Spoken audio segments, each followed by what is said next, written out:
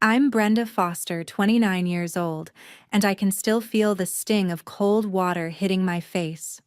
4 years ago, at my first fashion show, my parents and sister stormed in, their voices slicing through the crowd. "You're a waste of our love and money," they screamed, hurling water at me in front of everyone, designers, critics, my dreams on display. I stood there dripping silent as their words burned deeper than the chill. But I didn't break. That moment pushed me to rise, to build something they could never touch. 4 years later, they came back standing at the gates of my oceanfront mansion in Charleston, their faces pleading for a second chance. What they did, what I chose, and how I built my empire, that's a story of pain, defiance, and triumph. It's about chasing a dream they tried to drown, about proving them wrong in ways they never imagined. Stick around to see how I turn their rejection into my greatest victory. Have you ever faced family betrayal to chase your dreams? Share your story below. Hit that like button and subscribe for more tales of resilience. Growing up in Charleston's historic district, my family home looked like a perfect painting. But inside, it was a battleground of expectations. My mother, Linda Brooks, and my father, Richard Brooks, had one goal for me: become a lawyer, just like my older sister, Julie Brooks. Julie, 3 years my senior, was their pride and joy, her straight-A report cards and debate awards paraded like trophies. I was the odd one out sketching dresses at 8, my mind tangled in fabrics and colors. Linda saw it as a waste. "Focus on something serious," she'd snap, shoving law school pamphlets under my nose. Richard, always quiet, would nod his approval reserved for Julie's achievements. Julie herself never missed a chance to jab. "Sewings for babies," she'd sneer, her voice sharp, as if my sketches threatened her spotlight. I found refuge with my grandmother, Evelyn Harper's cozy house near mine. Evelyn was my haven. Her hands, calloused from years of sewing, guided mine over her creaky machine as she taught me to stitch. "Look at this beauty," she'd say, unfolding a yellowed sketch of a ball gown she'd made in her youth, her voice alive with memories of Charleston's old galas. She'd share tales of crafting dresses for local brides, each stitch a piece of her soul. "You've got magic in your fingers, Brenda," she'd tell me, her smile warm, urging me to keep designing. Those hours with her were my escape, where my dreams could breathe. At home, the pressure tightened. By 12, Linda enrolled me in mock trial classes, convinced I'd follow Julie's path. "This is your future," she'd declare, her tone leaving no room for argument. Richard would murmur agreement, his eyes fixed on his coffee mug, never asking what I wanted. Julie thrived on it, tossing barbs whenever she could. "Your little drawings won't get you anywhere," she'd say once, ripping a page from my sketchbook and laughing as I scrambled to grab it. I clenched my fists, staying silent, but each sketch I made was a quiet act of defiance. School only amplified the divide. Teachers raved about Julie's sharp arguments in class while I'd sneak my sketches into my notebooks, designing in secret. At 15, I showed a teacher a dress inspired by Charleston's ocean waves. "You're gifted, Brenda," she said, her words a rare spark of encouragement. But when I shared this with Linda, she rolled her eyes. "Gifts don't pay for college. Law does." Richard stayed silent, flipping through his newspaper. Julie, overhearing, called my design childish, her smirk cutting deep. I swallowed my hurt, but Evelyn's voice rang in my head. "Your designs are your truth. Hold on to them." By 16, I was sneaking to Evelyn's house to sew, using fabric scraps she'd saved. She'd show me how to shape a collar, her stories of crafting for Charleston's elite filling me with purpose. "You'll make something extraordinary one day," she'd say, her hand squeezing mine. Those years forged me. Linda and Richard's demands, Julie's taunts, and their constant comparison to her brilliance pushed me to cling harder to my passion.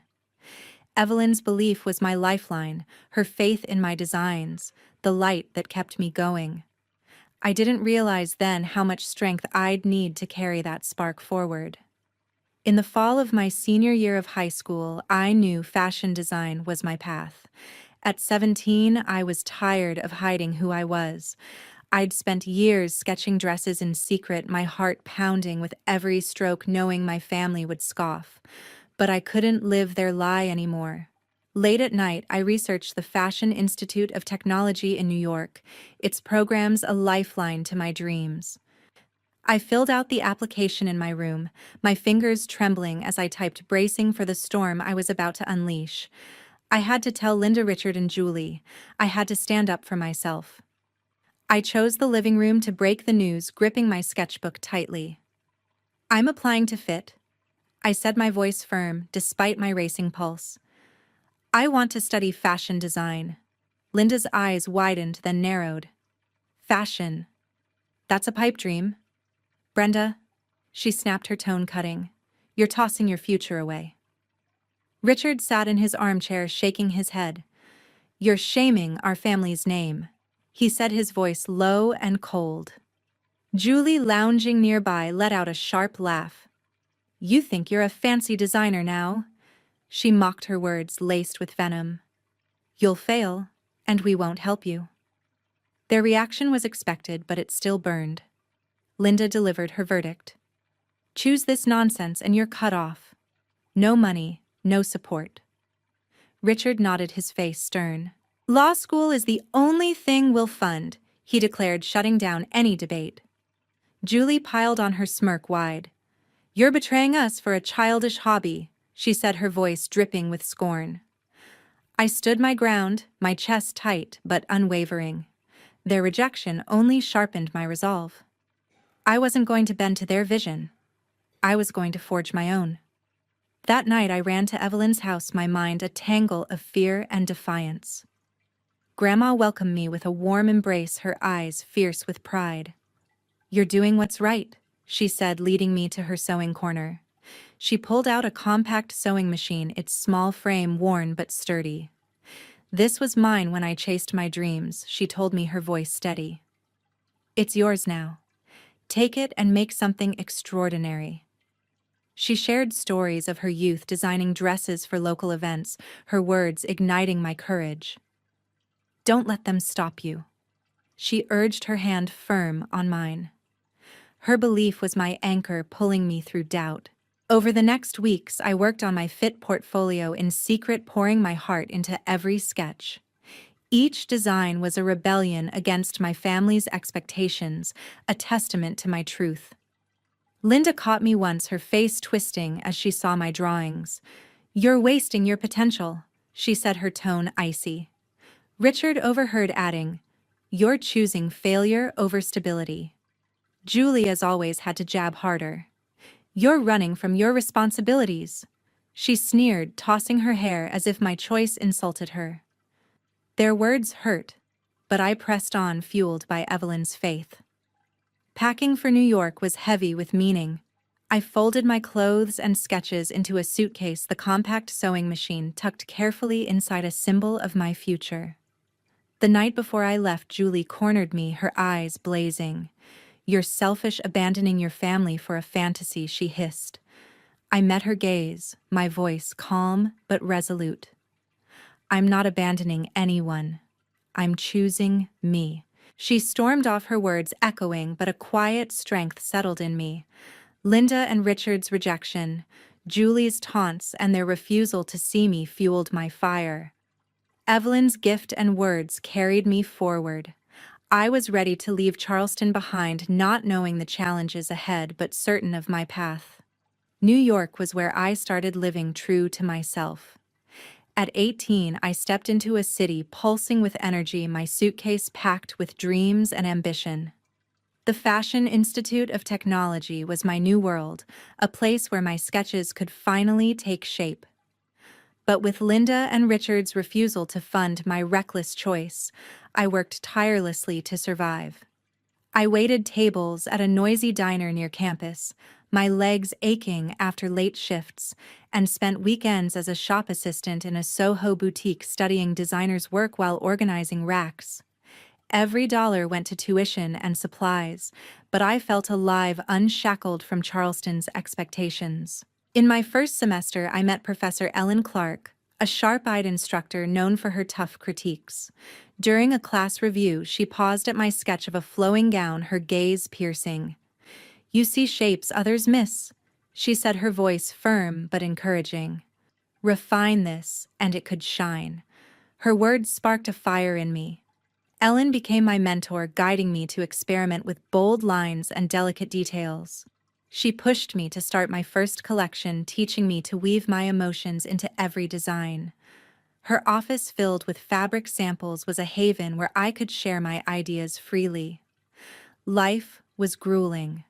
My tiny apartment was where I chased my dreams, and I lived on instant noodles to save money. Late nights in Fit's studio, the machine's hum kept me grounded as I worked through sketches. But my family's words followed me. Linda's texts were relentless, each one a sting. "You're throwing your life away," she wrote, her tone sharp. Richard's messages were sparse but harsh. "Come home and choose a real path," he urged. Julie's emails were cruel, dripping with mockery. "Still tinkering with your little dresses," she taunted. I pushed their words aside, but they lingered, a shadow over my progress. Then, in the fall of my sophomore year, everything shifted. I was 19, swamped with assignments, when a call came from Charleston. Evelyn had passed away at 80. My heart broke. Grandma, my greatest supporter, was gone. I flew back for her funeral, grief weighing me down as I stood by her grave. Linda and Richard were there, distant and formal, offering no solace. Julie barely acknowledged me, her face cold and detached. At Evelyn's house, I learned she'd left me a few $1,000s and her modest home. It was a small gift, but it felt like her final embrace, urging me to keep going. Her loss left me raw, but it also sparked something new. Back in New York, I poured my pain into my designs. I began a collection inspired by Evelyn's life. Soft silhouettes, gentle fabrics, pieces that carried her warmth. Each design held a memory, her laughter, as we talked about sewing, her tales of crafting gowns for Charleston's events. "This is your heart on paper," Ellen said during a critique, her eyes on my latest sketch. I worked relentlessly, stitching through grief, my hands sore from long hours. The collection became my way of honoring Grandma, of turning loss into something beautiful. My classmates started to notice. A peer, Anna, saw my work and said, "These pieces feel alive." Her words, paired with Ellen's guidance, gave me a surge of confidence. The inheritance eased my burden, letting me cut back on diner shifts to focus on my craft. But Linda's texts persisted, each one a reminder of their rejection. "You'll regret this path," she wrote after the funeral. I ignored her, but her words echoed in quiet moments. By the end of that semester, my collection was taking shape, each piece a tribute to Evelyn's spirit. Ellen's feedback was precise, pushing me to perfect every detail. "You're not just designing," she told me, her voice steady. "You're building a legacy." That idea carried me through exhaustion and doubt. New York was brutal, but it was mine. With Evelyn's memory in every stitch and Ellen's wisdom in every critique, I was crafting something my family could never understand. After graduation, I stepped into the fashion industry with big dreams. At 22, I landed a junior assistant role at a major Manhattan design house, my degree from a Fit still fresh in hand. The office was a hive of activity sketches pinned to every wall, and I thrived on the chaos. My supervisor, Patricia Newman, was a no-nonsense veteran with decades in the business. From day one, she saw potential in my raw sketches. "You've got instinct," she told me during my first review, her pen tapping my portfolio. "But instinct needs discipline. Show me you can deliver." Patricia became my tough mentor, assigning me grunt work, pattern cutting, fabric sourcing, but also trusting me with small design tasks. Her guidance sharpened my skills, turning my ideas into professional pieces. The job was demanding. I worked 12-hour days, often staying late to perfect seams or research trends. My paycheck barely covered rent, but I was learning from the best, watching senior designers craft collections for runways. Still, the weight of my family's disapproval hung over me. Linda's texts arrived like clockwork, each one a reminder of their disappointment. "You're a failure in our eyes," she wrote her words cold and final. Richard's messages were blunt. "When will you give up this nonsense?" he demanded. Julie's were the cruelest, laced with fake concern. "Everyone in Charleston pities you," she messaged, her tone smug. I blocked their numbers for a while, but the damage was done, their voices echoing in my quieter moments. Amid the grind, I met Mark Sullivan, an art student from a nearby school. We connected at a gallery opening, bonding over our shared love of creative chaos. Mark was easygoing with a quiet intensity that drew me in. We'd spend weekends sketching together, his drawings complementing my designs. For the first time, I felt seen, not judged. He knew about my family's rejection but never pushed, just listened when I vented about Linda's texts or Julie's barbs. Our relationship moved fast, a bright spot in my exhausting routine. Mark made me laugh, made me feel normal, like I wasn't carrying the world alone. But work consumed me. Patricia's projects piled up, deadlines looming, and I poured everything into proving myself. I'd cancel plans with Mark to finish a design brief. My focus laser sharp. He understood at first, but the late nights and missed dates wore on him. "You're always working," he said one evening, his voice tight as I rushed out for another overtime shift. "I feel like I'm dating your job." I brushed it off, promising to make time, but the promises faded. My family's criticism lingered too, making me fear vulnerability. Every time I opened up about the hurt from Linda or Richard, I'd pull back, afraid of being hurt again. Mark tried to reach me, but I was walled off, my career a shield against the pain I hadn't faced. The breaking point came after a grueling week. Patricia had praised my contribution to a fall line, a rare win that had me buzzing. But when I got home, Mark was waiting, his face drawn. "I can't keep doing this," he said, his eyes tired. "You're not here, Brenda." "Not really. Your family broke you, and you won't let me help fix it." His words hit hard, echoing fears I'd buried.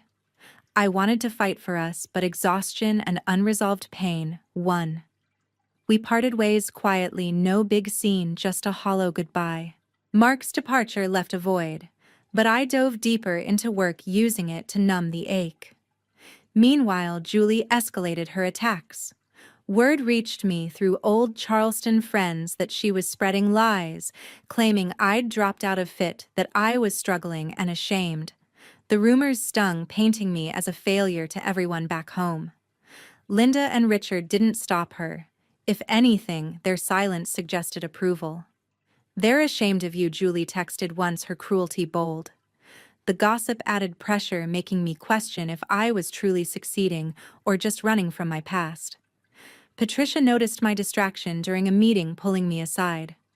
"Focus on your work," she said firmly. "Let the noise fade." Her advice grounded me, but the family drama was a constant undercurrent, testing my resolve. Those years were a mix of breakthroughs and setbacks. Patricia's mentorship opened doors, letting me contribute to real collections, but Mark's absence and my family's relentless criticism left scars. The fashion world was my refuge, but it couldn't fill the gaps my family had left. At 25, my first fashion show was supposed to be a proud milestone. I stood backstage at a New York event space, my heart racing as models prepared to showcase my debut collection.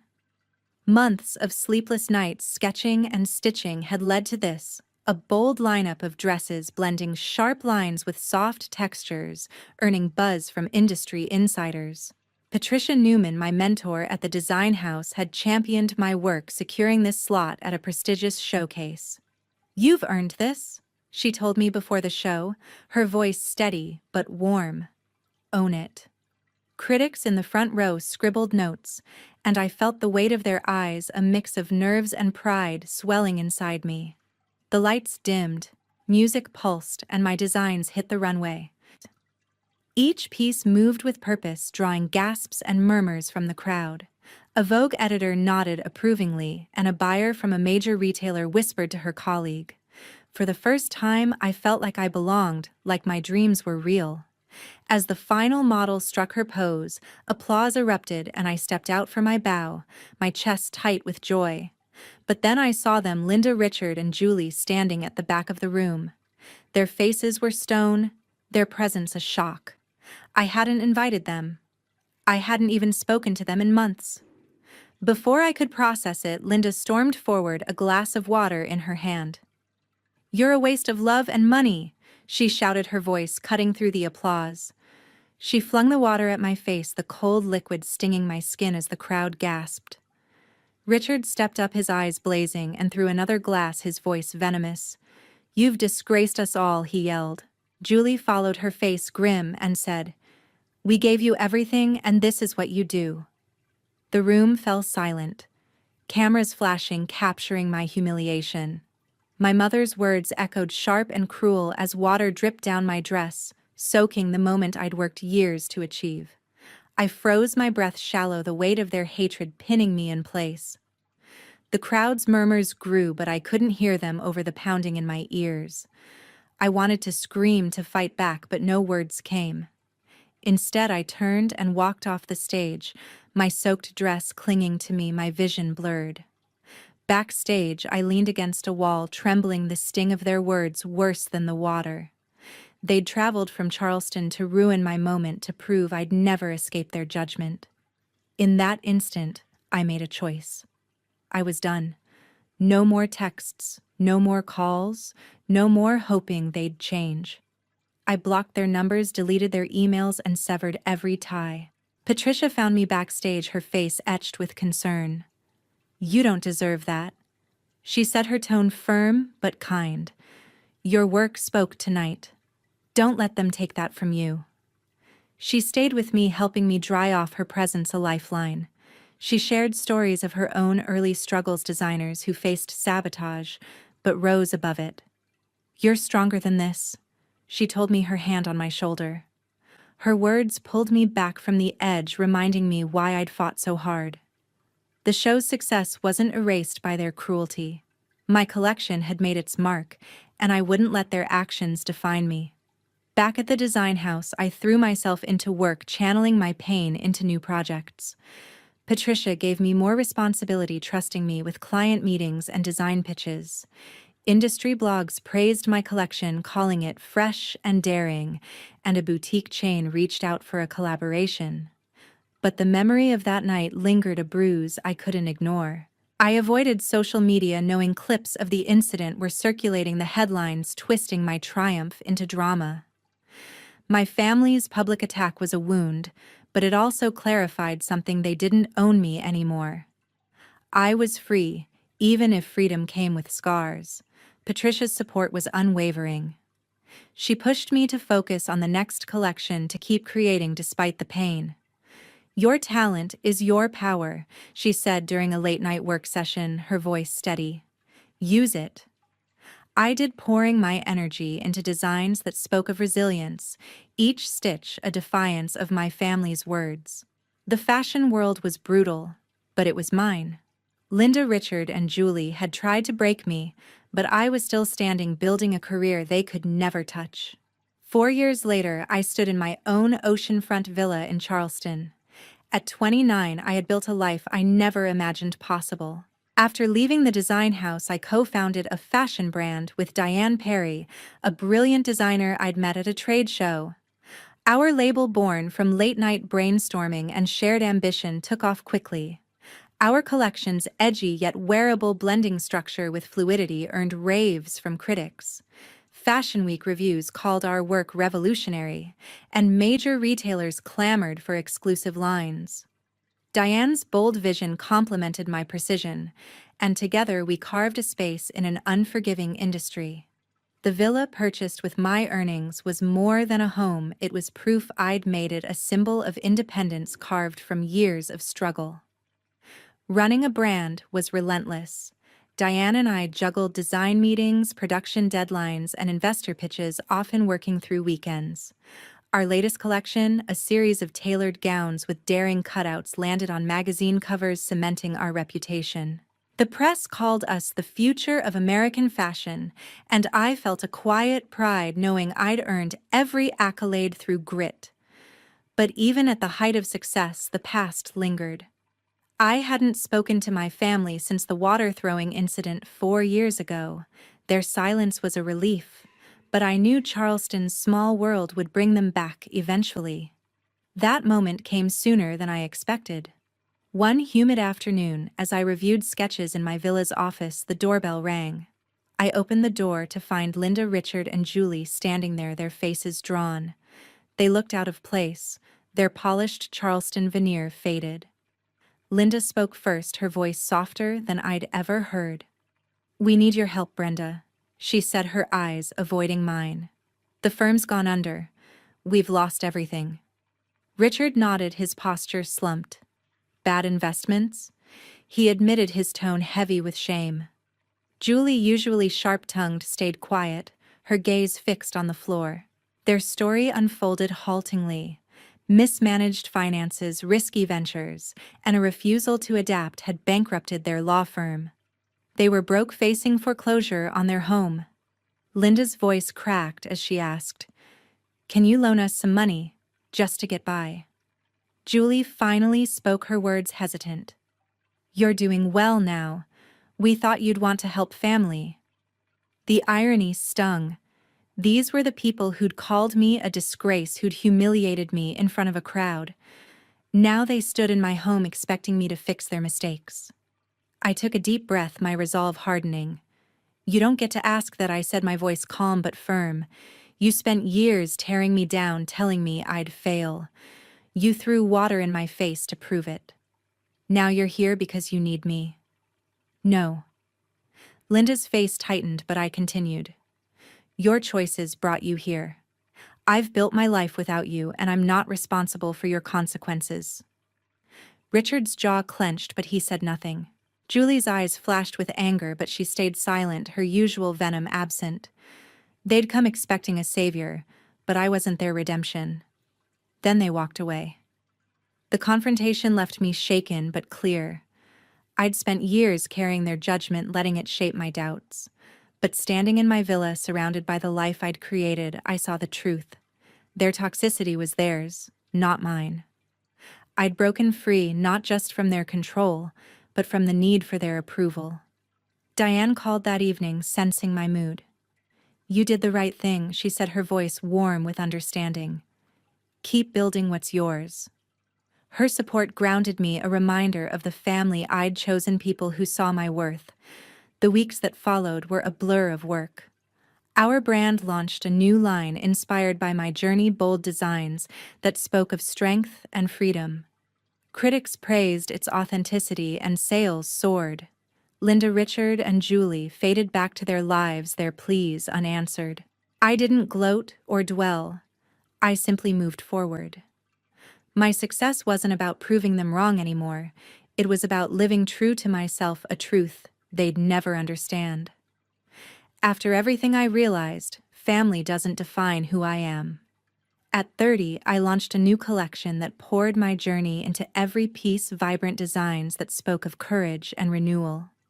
Critics hailed it as a testament to resilience, and fashion editors filled pages with praise, calling it my boldest work yet. Runways in New York and Paris showcased my vision, and my brand's name became synonymous with inspiration. Each garment carried a story of breaking free, of building something beautiful from pain. The industry's embrace solidified my place, not just as a designer, but as a voice for those forging their own paths. Amid this whirlwind, I met Christopher Lane, a graphic designer whose sharp creativity matched my own. We connected at a design conference, bonding over our shared experiences of family rejection. Christopher's parents had disowned him for choosing art over their expectations, and his quiet strength resonated with me. Our relationship grew steadily, grounded in mutual respect. He understood my past without needing to fix it, and I found peace in his presence. Last year, we married in a small ceremony surrounded by friends who'd become my chosen family. Christopher's designs now complemented my collections, our partnership a blend of love and creativity that felt whole. News of my family reached me through old Charleston contacts. Linda and Richard had lost their home, forced into a rented apartment, scraping by on social assistance. Their pride, once unshakable, had crumbled under the weight of their financial missteps. Julie's life unraveled too. She lost her job after her lies about me sparked a public scandal in Charleston's tight-knit circles. Her reputation built on gossip collapsed when the truth came out.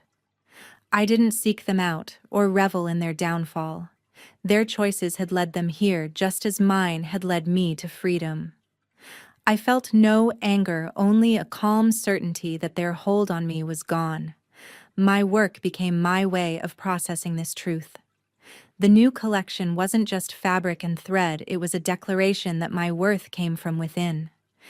Every sketch, every stitch was a step toward healing, not for their approval, but for myself.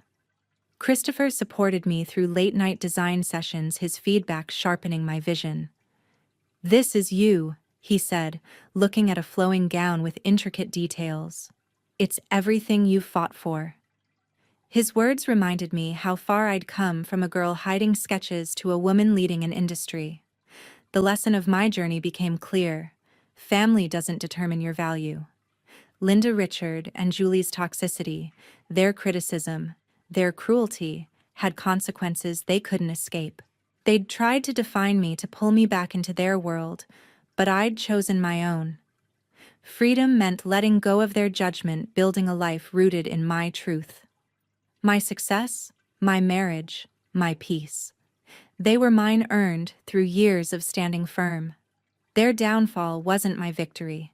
It was simply the result of their actions, a mirror to their choices. Looking back, I see the power of choosing yourself. No one, not even family, gets to decide who you are. You define that through your actions, your resilience, your heart. My story isn't just about fashion or success. It's about finding strength to walk away from what hurts you to build something better. I hope it resonates with anyone who's ever felt trapped by expectations. Your value isn't tied to those who reject you. It's in the life you create. To everyone who's followed my story, thank you for listening. Your time and attention mean the world. I'd love to hear your thoughts. What's your story of breaking free? Share it in the comments, and let's inspire each other to keep forging our own paths.